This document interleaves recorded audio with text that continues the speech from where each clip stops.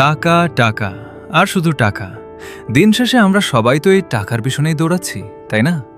এই সমাজে যার পকেট ভারী তার কথারও দাম আছে, আর যার পকেট ফাঁকা তাকে অনেক সময় মানুষ গুনতেই চায় না। হয়তো গতকালই আপনি দেখেছেন আপনার এলাকার কোনো ভাই ফরেক্স ট্রেডিং করে নতুন গাড়ি কিনেছে, বাড়ি করছে, লাইফ পুরো সেট। আর তখন আপনার মাথায় একটা প্রশ্ন ঘুরপাক খেয়েছে, আসলেই কি ফরেক্স করে এত টাকা আয় করা যায়? হয়তো মনে হয়েছে, ইস, আমিও যদি এটা শিখতে পারতাম তাহলে আর চাকরির চাপ বা বেকারত্ব নিয়ে এত টেনশন করতে হতো না। কিন্তু সমস্যা হলো, ফরেক্স জিনিসটা আসলে কি সেটাই অনেকের পরিষ্কার ধারণা নেই।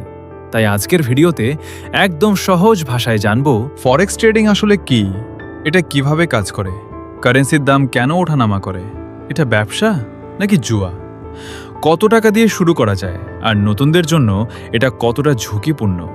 আর ভিডিও শেষ পর্যন্ত থাকুন, কারণ শেষে আমি এমন একটা বাস্তব সত্য বলবো যেটা অনেক ব্রোকার কখনোই চায় না নতুন ট্রেডাররা জানুক। তো চলুন একদম বেসিক থেকে শুরু করি।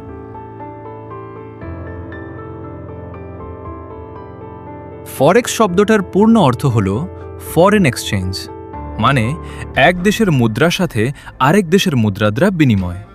সহজ বাংলায় বললে এখানে টাকার কেনাবেচা হয়। যেমন ধরুন, আপনি কম দামে ডলার কিনলেন, পরে দাম বেড়ে গেলে সেটা বিক্রি করে দিলেন। এই দামের পার্থক্য থেকেই লাভ অথবা লস হয়। ব্যাপারটা অনেকটা ব্যবসার মতো। ধরুন কেউ বাজার থেকে কম দামে পণ্য কিনে পরে বেশি দামে বিক্রি করল। ফরেক্সেও ঠিক একই জিনিস হয়, শুধু এখানে পণ্যের বদলে কেনাবেচা হয় বিভিন্ন দেশের মুদ্রা।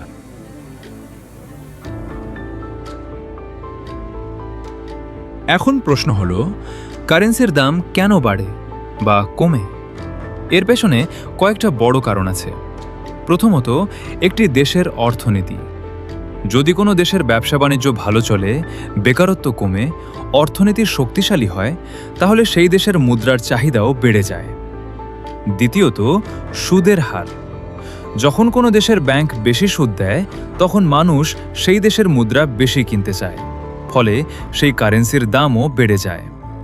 আর তৃতীয় কারণ, রাজনৈতিক অবস্থা ও যুদ্ধ।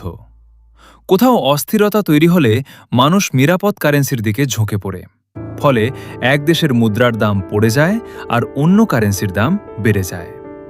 তাই ফরেক্স শুধু চার্ট বা ক্যান্ডেলের খেলা না, এটার সাথে জড়িয়ে আছে পুরো বিশ্বের অর্থনীতি, রাজনীতি আর নিউজ। যদি কেউ কিছু না বুঝে শুধু আন্দাজে ট্রেড করে, তাহলে সেটা ট্রেডিং না, সেটা অন্ধ ঝুঁকি।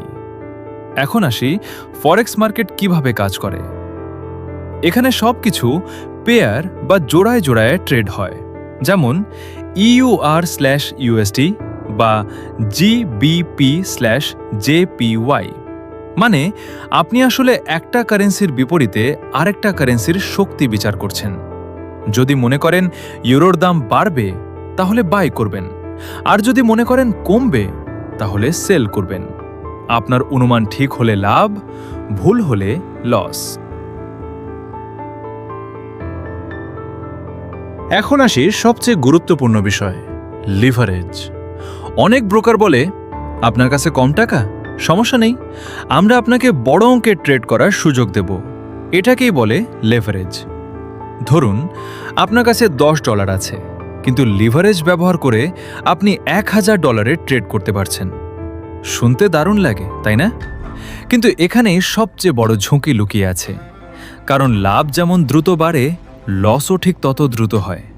আর নতুনদের বেশিরভাগ এই জায়গাতেই ভুল করে অ্যাকাউন্ট জিরো করে ফেলে। এখন প্রশ্ন হলো, ফরেক্স কি জুয়া? উত্তরটা নির্ভর করে আপনি কিভাবে করছেন তার উপর। যদি কেউ না বুঝে, না শিখে শুধু ভাগ্যের উপর ট্রেড করে, তাহলে সেটা জুয়ার মতোই।